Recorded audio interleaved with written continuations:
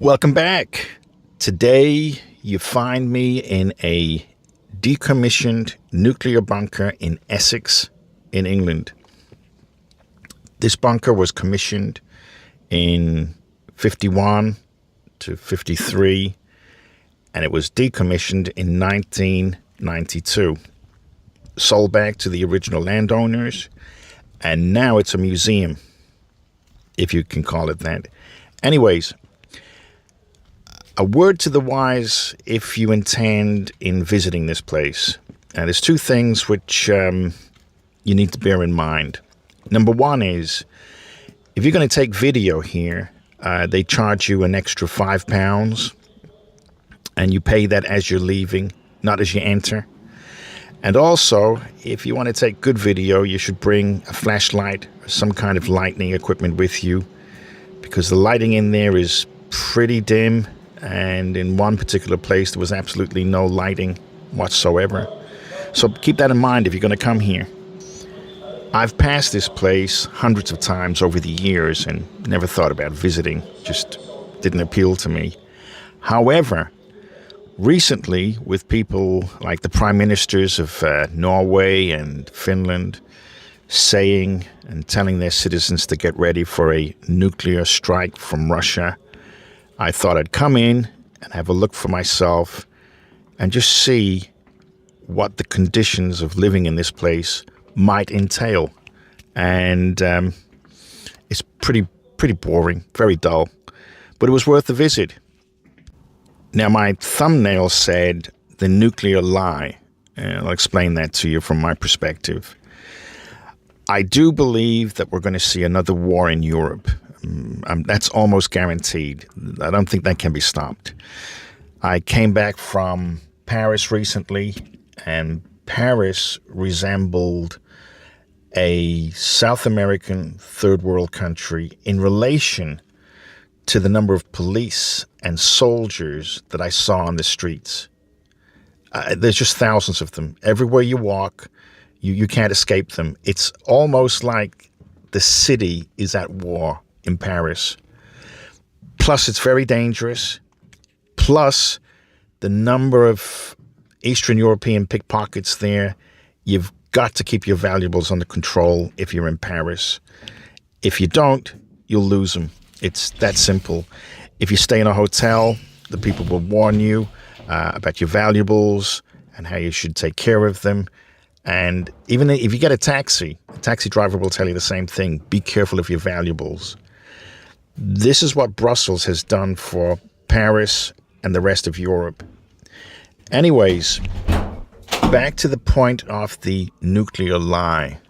There'll never be a nuclear war in Europe. There'll never be a nuclear war between NATO, Russia, and America. And it's simple to understand. These people, these elite people that run and control these countries, they will never give up the wealth and the privilege that they have.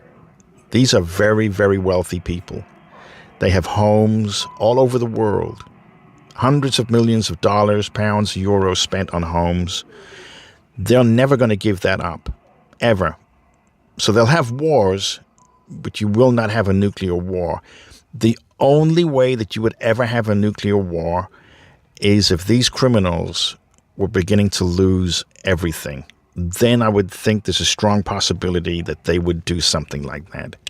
But on the whole, I can never see them giving up the luxury and the privilege that they have at the minute.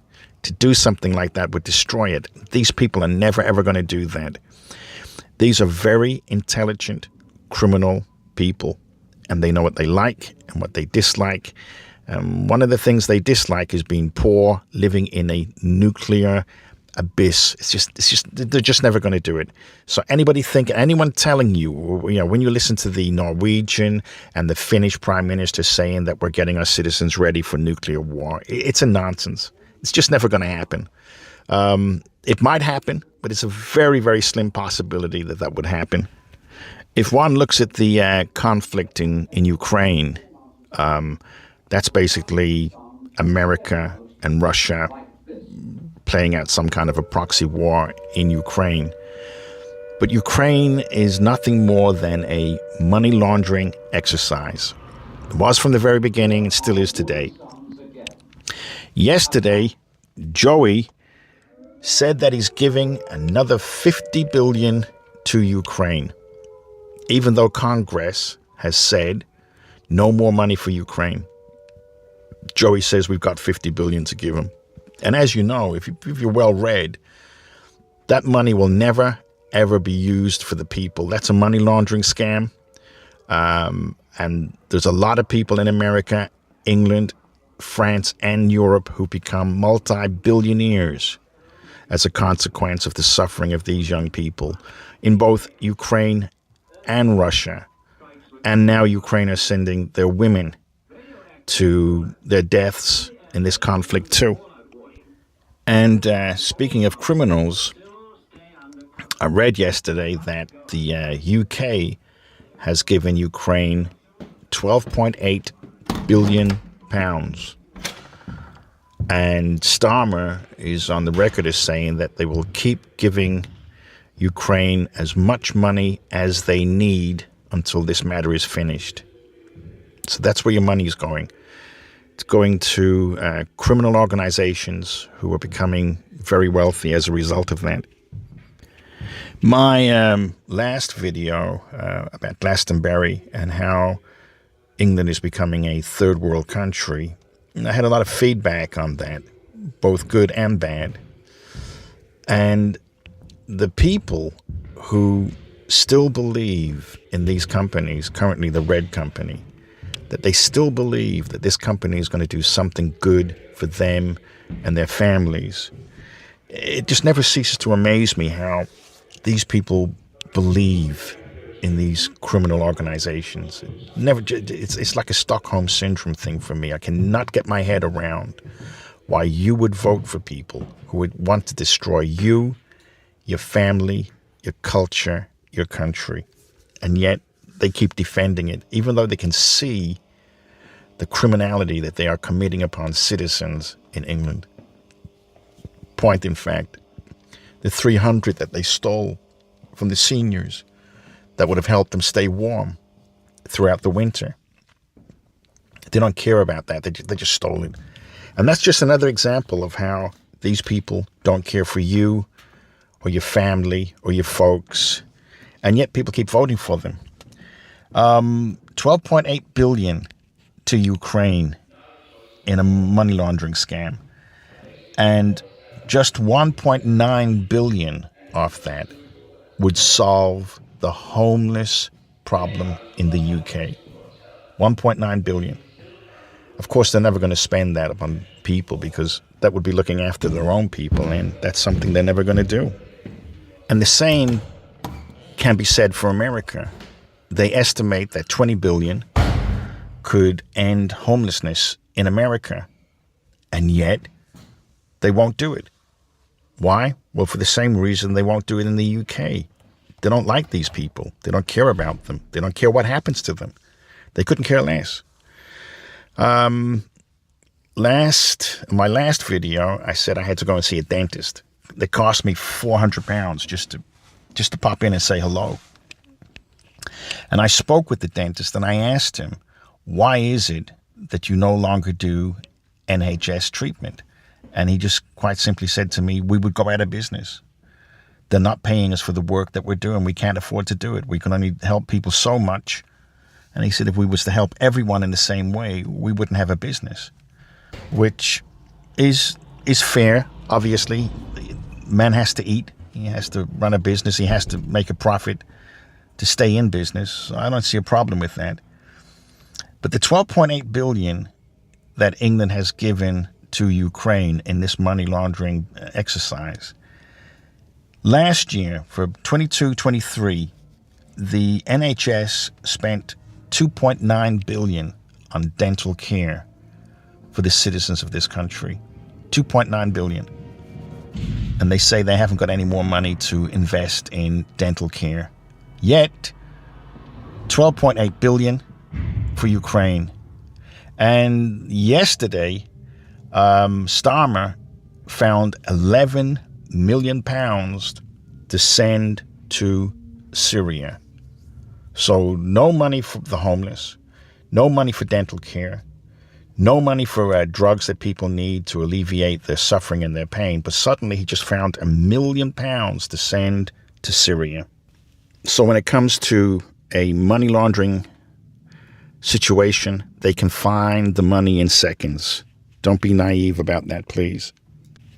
In my last video, people said to me that I was bashing the NHS, and that's not true. The people who work in the NHS are a valuable commodity to society, always have been, always will be. That's not the problem. The issue is the NHS management and the private companies who are working with NHS management. That's the problem. It's not the people working for the NHS. And to give you an example of the third world service that the NHS is, if you look at the royal family, King Charles, Middleton, Ferguson, they've all had cancers of one kind or another, and they've all been cured.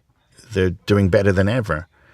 And the reason that happens is because they have the money to see the very best surgeons and the best treatment in the world. And they always will do. That's why if these people catch a disease, they'll get the best treatment in the world. Whereas if it's your mother, your father, or somebody in your family, and you get cancer, you're waiting on average 62 days to see a specialist. And if that's an aggressive form of cancer, you could be dead before you see a specialist. And this is in a first world country. You should be seeing a specialist in a few days if you have cancer, not 62 days. But there are people out there that will keep defending the indefensible and keep telling you what a great system it is. It's not. It's broken. And until you can recognize that, this will never, ever change. In my last video, in relation to the caravans that's all over Glastonbury, the young girl that I went and bought a car battery for her lights in her caravan, I shouldn't have to do that, but I did do that because it was the right thing to do. However, how do you square that with this company, this red company at the minute, and the blue company before it, spending £8 million per day in housing people that have come into this country illegally? And I have to be honest with you, if you're a refugee fleeing oppression, you should be protected. I don't consider these people to be refugees, and I think most people in the UK would concur with that.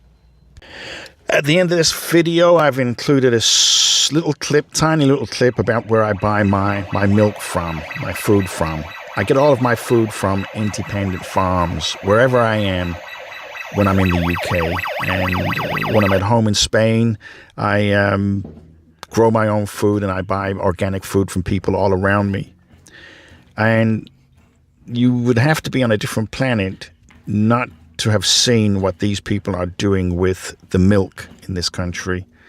And the only thing I can say to you is that you should get out there and support regular, independent farmers. On that note, my name's Gabriel. I'm a man with a camera and a point of view. And I appreciate you taking the time to watch this video. I hope you liked it. If you don't, tell me why you didn't. And I'll see if I can't improve it next time round. Thanks for coming by.